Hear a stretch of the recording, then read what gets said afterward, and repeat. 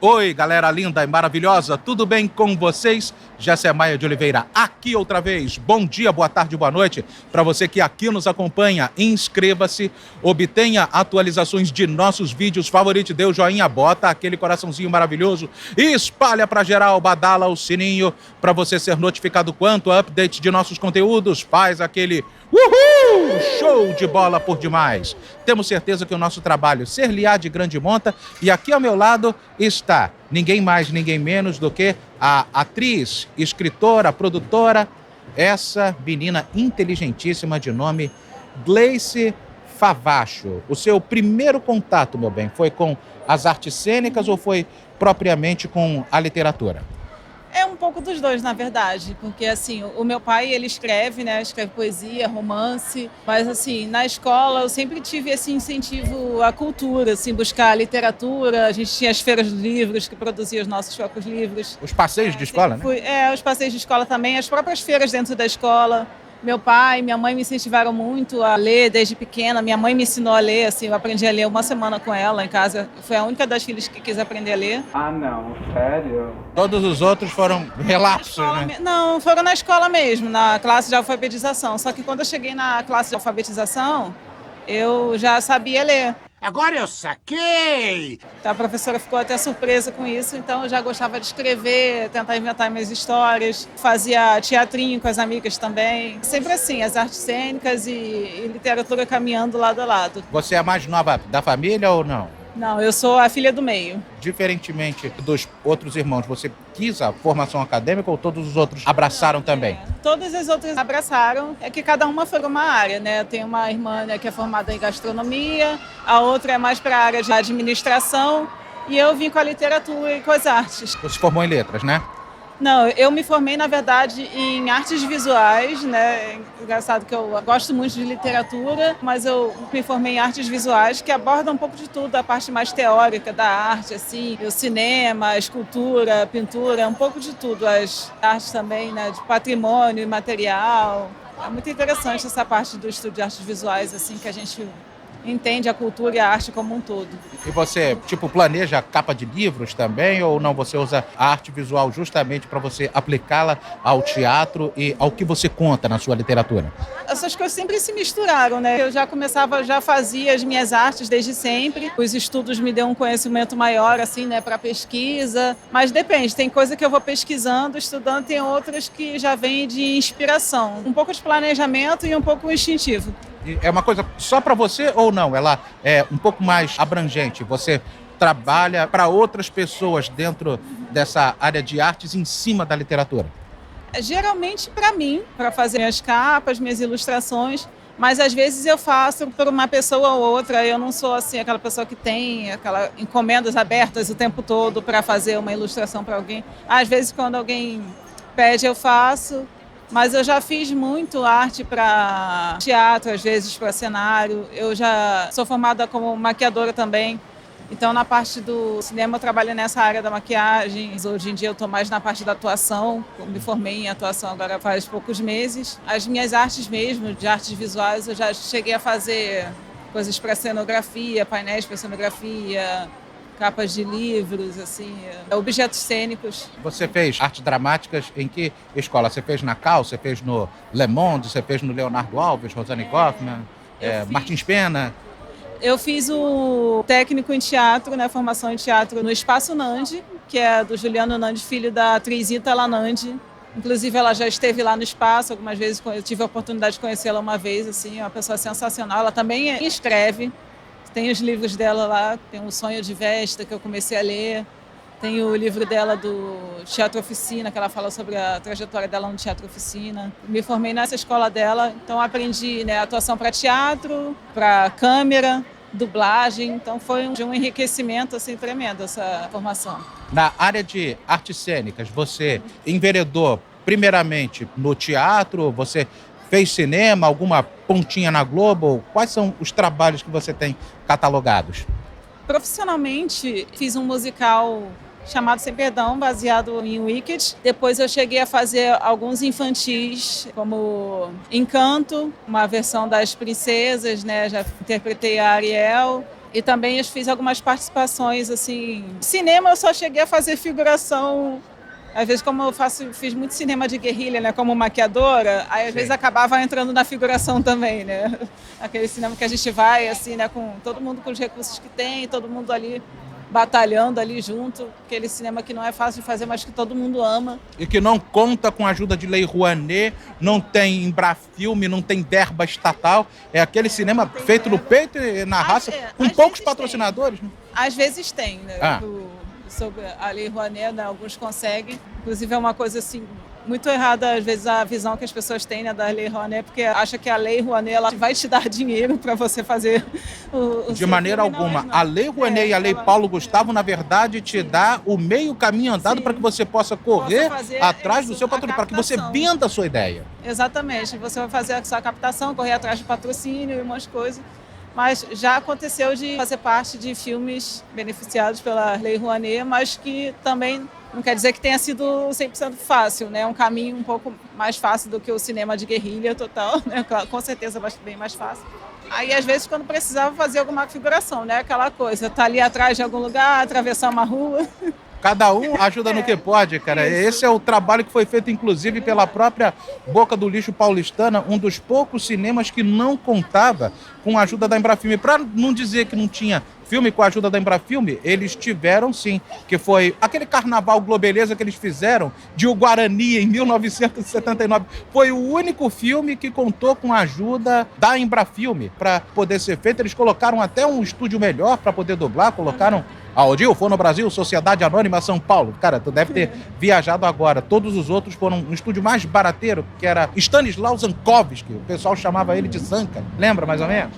Não tenho muitas lembranças não, mas tem muitas coisas assim, muitos desses nomes já são familiares, mas assim, são... Seus musos inspiradores. Sim, sobre cinema, nossa, tem tantos, porque assim, eu sou uma pessoa que vê filme desde pequena, né, eu sou... Umas lembranças mais atuais, eu gosto muito de ver filmes antigos, assim, gostaria, assim, de ter... Nacionais, inclusive, você me falou que tem uma predileção também pelos filmes nacionais, não fazendo protecionismo, mas porque tem filmes nacionais que realmente são bons, tem uns meia sola, meia bomba, meia boca, mas tem uns que são realmente muito bons e que estão na sua lista, estão na sua preferência. Tudo quanto é bom cinema eu gosto, assim, nacional, internacional.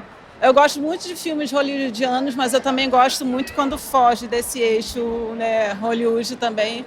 Porque a gente sai daquele lugar comum que a gente foi educado a ver, a consumir muitas coisas, né, estadunidenses principalmente, né, mas assim, cresci, né, vendo, né, Central do Brasil. Dora e Josué. Filme que é maravilhoso esse filme, assim, hoje agora a gente vê a Fernanda Torres, né, concorrendo ao Oscar, todo mundo torcendo por aquela reparação, né, por aquela justiça. Quem é que justiça. não está torcendo? O Brasil é tão azarado com a Argentina que a Argentina tem 2 prêmios conquistados. 1985 foi aquele filme chamado La História Oficial e o outro filme de 2010, El Segredo de sus Ojos. São os 2 filmes argentinos que ganharam prêmio. O Brasil ficou pertinho, mas nunca conseguiu abocanhar prêmio nenhum. O Brasil tá com uma zica de Argentina, perdeu até o papado para um argentino. Hoje o Papa é argentino. Cara, o Brasil tem uma cisma com a Argentina. Tá todo mundo torcendo por essa reparação histórica, né? Mas além, né, de Central do Brasil, que todo mundo conhece, tem nacional, assim, é uma riqueza muito grande.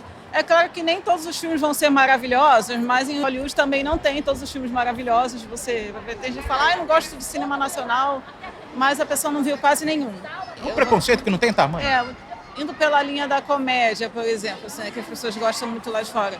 Eu vejo O Homem que Copiava, que eu acho que ele não tem só comédia, tem muitas situações cômicas, mas não é só comédia. É um dos filmes que eu acho mais maravilhosos, assim, né? Lázaro Ramos, né, bem novo, e ainda mais que ele vai abordando um pouco da arte e poesia, porque você vê um jovem simples, assim, né, que trabalha com xerox, né, ele vem com aquela clássica frase, eu sou operador de fotocopiadora, para tentar melhorar um pouquinho, assim... O seu status social. O status dele, né, quando ele vai falar para as pessoas, o que você faz? Aí ele não quer falar que ele trabalha operando máquina de xerox, você fala, eu sou operador de fotocopiadora. Para não dizer copista, poderia dizer copista, ficaria até mais elegante, até mais rústico falar o copista. O copista. Tem outro com ele também que eu amo, que é Saneamento Básico, Malas Artes, O Encontro com a Morte, que foi um filme que eu achei sensacional, assim, você vê os efeitos, a história. O Alto da Compadecida. Ah, esse é lógico, né? Maravilhoso. Eu vi a série, né, que eles fizeram muito bem os cortes pro filme, assim, é maravilhoso. Vai ter o 2, assim, que eu tô louca pra ver. Vamos ver se vai superar as expectativas, porque o primeiro Alto da Compadecida, esse aí, é intransponível com toda certeza. Muitos atores já não estão mais entre a gente, infelizmente, para fazer um remake vai ser meio complicado o negócio. Como é que vai ficar a vida do Chicó depois de um tempo, a vida do João Grilo, aquele casamento desarranjado, como é que Jesus vai estar vendo os dois? Será que o João Grilo reaprendeu? Como que está o comportamento do Chicó? Ai, os padres novos, será que eles escaparam das penas do purgatório? Cara, tem uma série de questionamentos que vão ser levantados na hora de se fazer o remake, porque, cara, a emenda pode ficar pior que o soneto. Sim. Você estava achando que a gente não ia fazer mais choque de cultura? Achou errado, otário? Eu tenho boas expectativas para esse filme, assim, às vezes eu prefiro muito ir sem expectativa, né, para um cinema, porque às vezes a gente não vai esperando muita coisa e se surpreende, mas, assim, eu tenho em mente que, assim, se passaram muitos anos, né, depois do primeiro, nós somos outras pessoas, nós somos pessoas diferentes das que viram aquele filme, né, tempos atrás, a gente foi crescendo assistindo aquele filme, né? Eu com certeza vi mais de uma vez. Eu tenho boas expectativas porque são as mesmas pessoas encabeçando o filme. Eu sei que vai ser muito diferente. Eu espero que mantenha a essência. Eu sei que vai ser diferente, a gente não pode esperar que seja a mesma coisa do outro. Mas eu tenho esperança de que vai manter a essência, pelo menos. Pode ser que supere. Tem filmes que realmente superam o anterior, tem filmes que o primeiro não é tão bom quanto o segundo, ou tem filmes que o segundo fica pior que o primeiro. Cara, cada qual é de acordo com as suas exceções e também a sua aprendizagem com relação à solução de problemas trazidos pelos filmes. Os personagens vão envelhecendo e também aquelas histórias acabam ganhando o que da contracultura do politicamente correto. O que a gente pode falar, o que a gente pode deixar de falar. Cara, tem coisas bem datadas que são pulga atrás da orelha de qualquer roteirista. Tem coisas, piadas, às vezes textos que envelhecem mal, mas tem muita gente que está sabendo trabalhar isso. Assim. Tem coisa que dá para se abordar, tem coisa que não dá. E outras que são abordadas com um certo cuidado, assim, é questão de saber trabalhar o assunto, ter a consciência de que os tempos eram outros, tipo, né, quando a gente viu determinados assuntos. Hoje em dia você vê que tem muitos, né, que tem aquela consciência de colocar o aviso, essa novela ou esse filme, ele aborda os assuntos daquela época e comportamentos daquele tempo, porque a gente vai ver muita coisa que hoje em dia, assim, a gente acha um absurdo. Na época a gente via, assim, Desenho do Tom e Jerry, desenho do Pernalonga. Cara, colocaram a Whoopi Goldberg para falar por que está sendo abordado Tom e Jerry daquele jeito. Cara, Tom e Jerry existe desde a década de 40 e tempo era outro, a abordagem, a caricatura do negro era completamente diferente, Pernalonga também. O importante é, assim, ter a consciência de que é um assunto que não envelheceu bem e de que hoje em dia não é mais assim. Às vezes é ofensivo, é destrutivo. Então a gente vai aprendendo aos poucos, todo mundo vai aprendendo dessa forma. Para tu ter uma ideia, meu anjo, olha só, você viu vários vídeos no chamado Disneyflix, que na verdade é o Disney Plus. Tem um filme em especial que ele foi colocado e recolocado e que não está na plataforma, que é um filme lindo até para a época que foi feito, 1945, 46 mais ou menos. Os desenhos animados estavam muito bem integrados com personagens reais. Cara, e ele é melhor que Mary Poppins, diga-se de passagem. O nome do filme é A Canção do Sul. E só que a abordagem que ele faz do negro subserviente em relação ao branco, que tem todas as vantagens, é uma coisa tão datada e que, cara, eu não sei o que se passa na cabeça desses grupelhos. Poxa, porque o filme em si é lindo. Deixa o filme passar. Ter essa consciência, tipo, coloca na plataforma, até porque, assim, ensinar a pessoa a não ignorar o que aconteceu.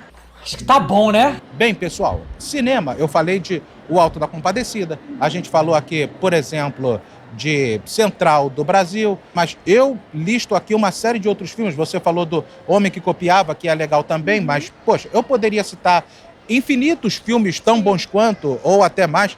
Eu poderia citar Bossa Nova, por exemplo, que é com o Antônio Fagundes, eu acho que é com a Melanie Griffith, a atriz gringa que participa do filme, parece que tem Pedro Cardoso no elenco. Eu poderia te falar, por exemplo, de um outro filme, eu não me lembro o título, mas quem participa é o Du Moscovis. Nesse filme, inclusive, se explica como foi a origem do termo forró, for all, todo mundo dançando, e mostrava o Rio Grande do Norte como sendo o único lugar do Brasil que viveu o clima da Segunda Grande Guerra, tinha uma base instalada em Natal.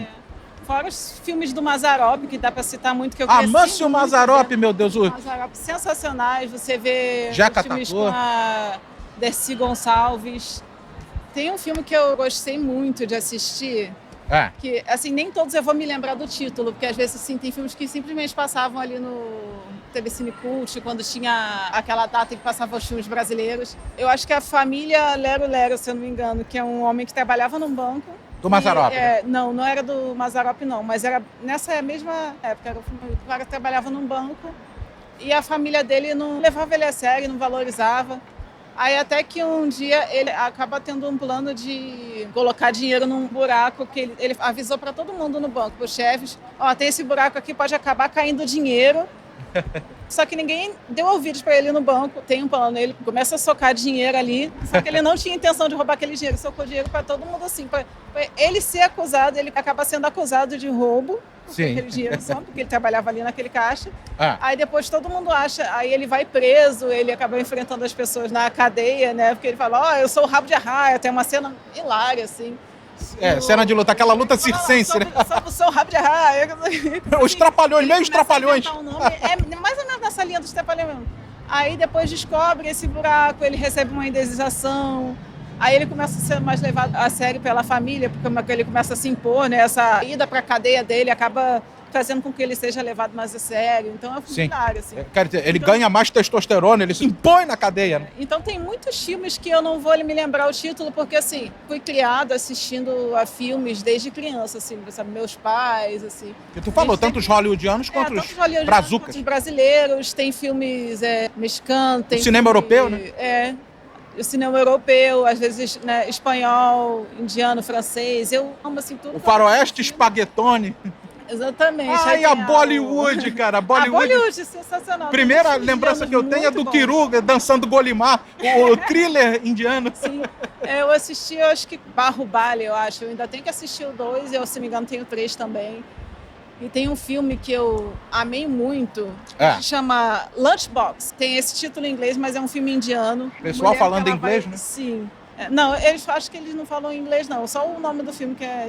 Mas, assim, a mulher, ela manda a marmita do marido para um serviço lá que eles entregam. E ela percebe que o marido dela, ele comeu alguma outra coisa. Ela começa a estranhar. Aí ela acaba descobrindo que o serviço de entrega trocou, mandou a marmita para um outro cara e o marido dela estava recebendo a comida de uma outra empresa. Sim. Aí ela começa a trocar o bilhete com esse cara, porque assim, ela não era valorizada por esse marido e o cara também estava um pouco desgostoso da vida deles. Então eles começam a trocar cartas através desse serviço de marmita, eles não se conhecem. Vai um crescendo com o outro através dessas cartas. É um filme. E vira uma paixão, né? Sim, eu não me lembro se eles chegam a se conhecer, faz tempo que eu vi esse filme. Mas, assim, eles se conhecem através dessa carta. O filme inteiro, durante a maior parte do filme, pelo menos, eles não se veem.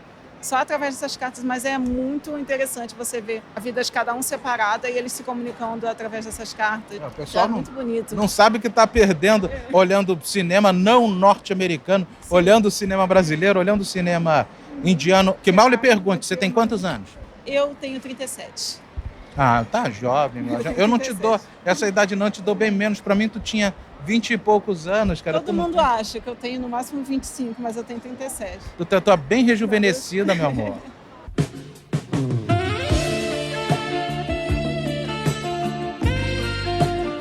Quando eu era adolescente, isso era mais chato porque, assim, às vezes eu tinha 15, 16 e achava que eu tinha 13, né? Então, adolescente que sempre quer parecer mais velha, hoje em dia eu agradeço por isso.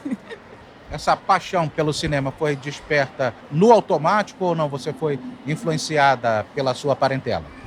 Desde criança, a gente cresceu vendo filmes, assim. Meus pais sempre levaram a gente pro cinema, a gente alugava os filmes, né? Quem é da minha época, né? Tava sempre ali na infância, na locadora, né? Buscando os filmes para alugar no fim de semana, né? Que na sexta-feira você conseguia alugar, sei lá, 3, 4 fitas e entregava na E assistia segunda-feira. tudo na sequência, a pessoa fazia seu próprio Netflix. Exatamente. Nossa Netflix era ainda ter a locadora e alugando, mas era uma época muito boa, porque você saía para isso, daquela expectativa, então tinha aquela seleção de filmes, A oferta de filmes era gigantesca. era gigantesca. Então você abordava, tinha os filmes infantis, né? Quem pegava aqueles filmes da Disney, por exemplo, aquela fita verde ou azul, Sim. dependendo da locadora. Daí que eu vi a Canção do Sul, meu anjo. Tem a Canção do Sul. Outro filme que você me fez lembrar também, desse de desenhos, tem a Cilada para Roger Rabbit, né? Cilada para Roger Rabbit, eu assisti 2 vezes esse filme. Para mim é um marco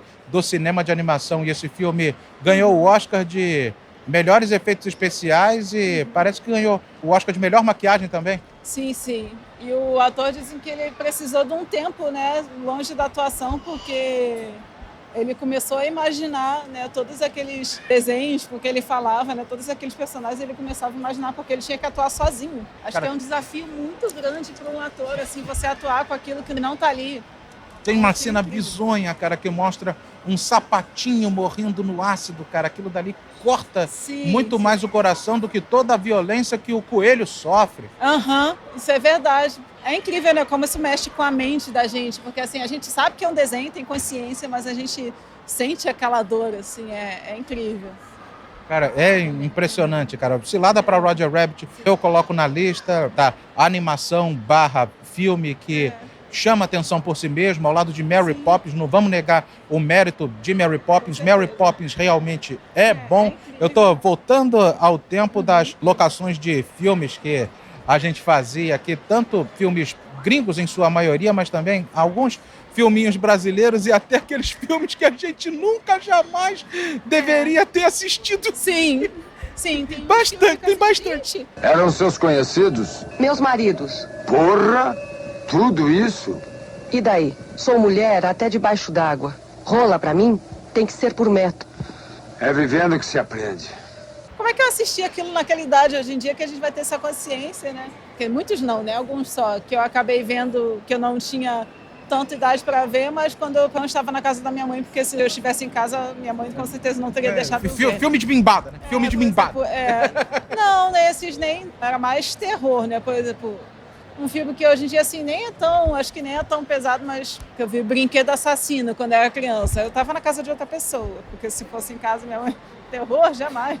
Ah, tá. Pensei que fosse esses filmes proibitivos. Não, porque até hoje, né, eu prefiro focar na história. Acho que até romance. Até gosto de histórias românticas, mas eu prefiro outros temas. Achei até legal que possa se abordar um romance, porque o personagem tem que ter aquela história, né, mas assim, que não deva ser o foco. Não deva distrair do foco do filme, que aí... Agora, não um filme cabeça demais. Filme teve essa subjugação na época da ditadura e aconteceu esse tétrico momento Não, histórico. depende. Eu gosto Os também. filmes brasileiros que concorrem ao Oscar são mais ou menos nessa linha, cara. Vide O Que É Isso, Companheiro, livro de Fernando Gabeira. Mas eu gosto de assistir esses filmes também. Tem aqueles filmes que também eu quero assistir só para relaxar, não pensar muito, curtir a história.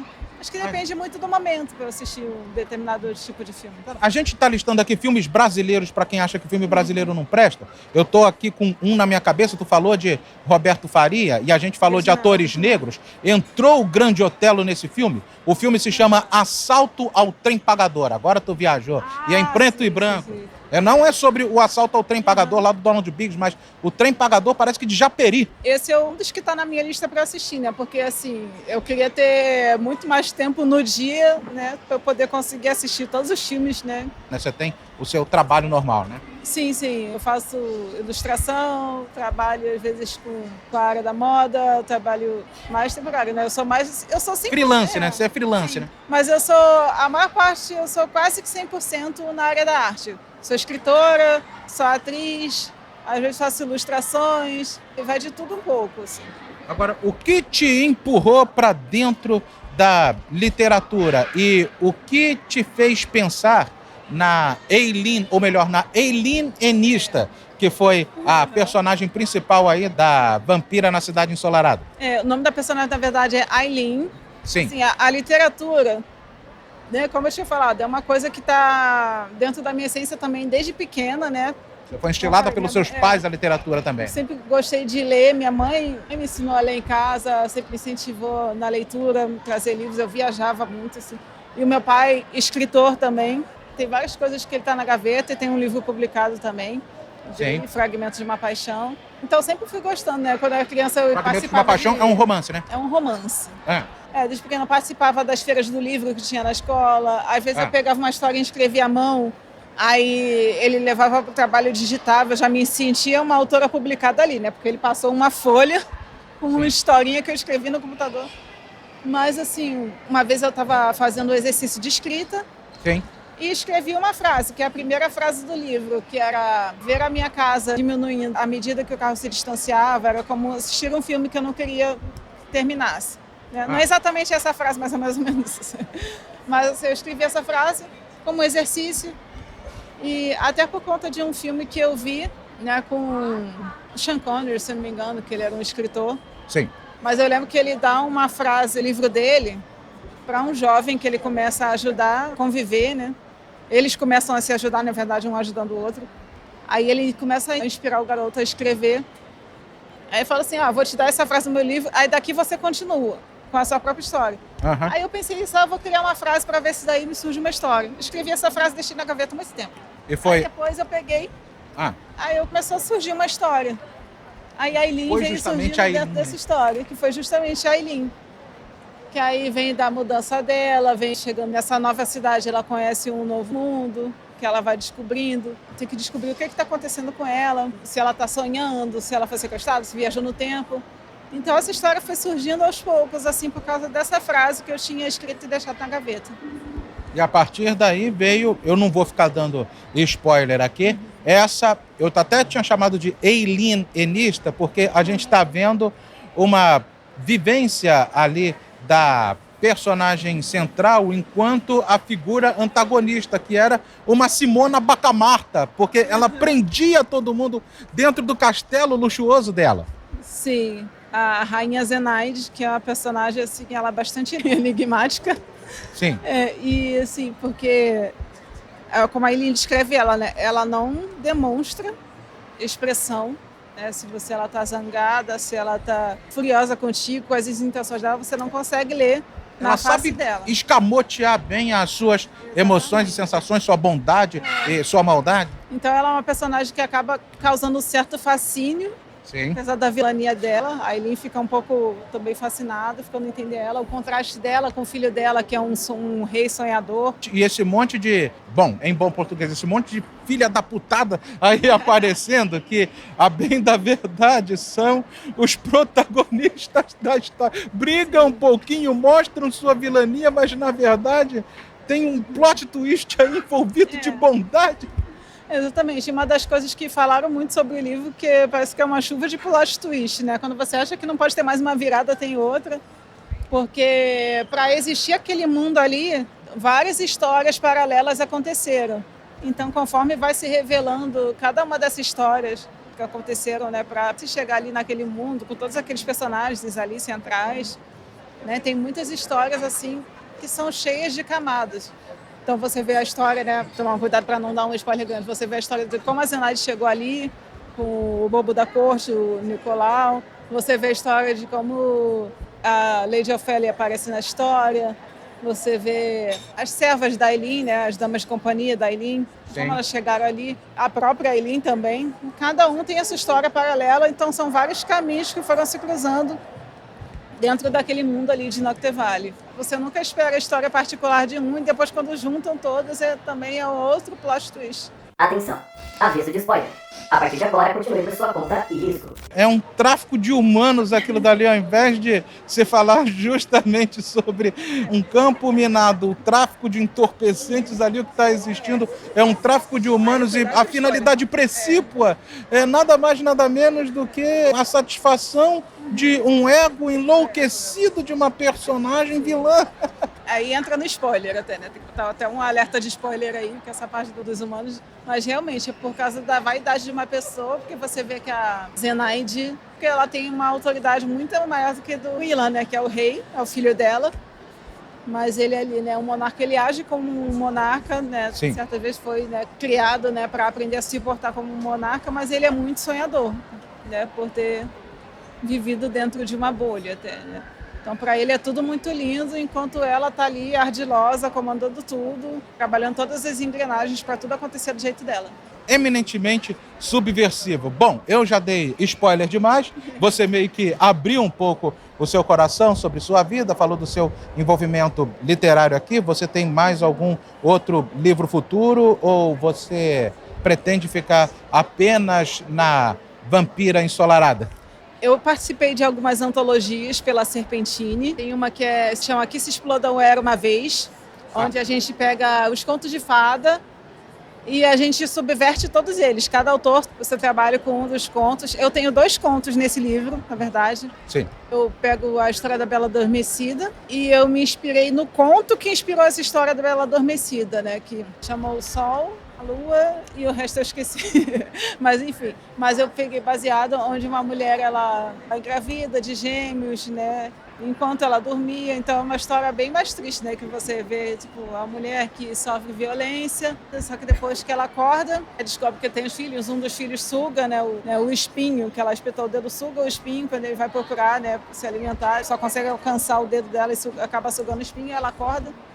Aí nisso o rei tem conhecimento dela, só que o rei era casado, né? Tinha a rainha tenta matar. Isso não é o meu conto, não estou dando spoiler do meu conto, é o conto original, que originou, né, a Bela Adormecida, que deu inspiração para a Bela Adormecida. É o boneco, na verdade, sim. do seu conto. Boneco, Então, como diz na literatura. Então eu peguei esse conto que inspirou a Bela Adormecida e criei uma história a partir disso. Então é a partir desse momento que ela acorda que começa a minha história e de como ela lidou com isso tudo. Então vai além do que aconteceu no conto. Tem a história, você vai ver, né, todo o conto da Bela Adormecida, mistura um pouco, né, da história da Bela Adormecida, com aquelas rocas. Já entra numa outra seara, um pouco mais profunda e um pouco mais crível, né, vamos dizer assim. Sem o Felizes para sempre.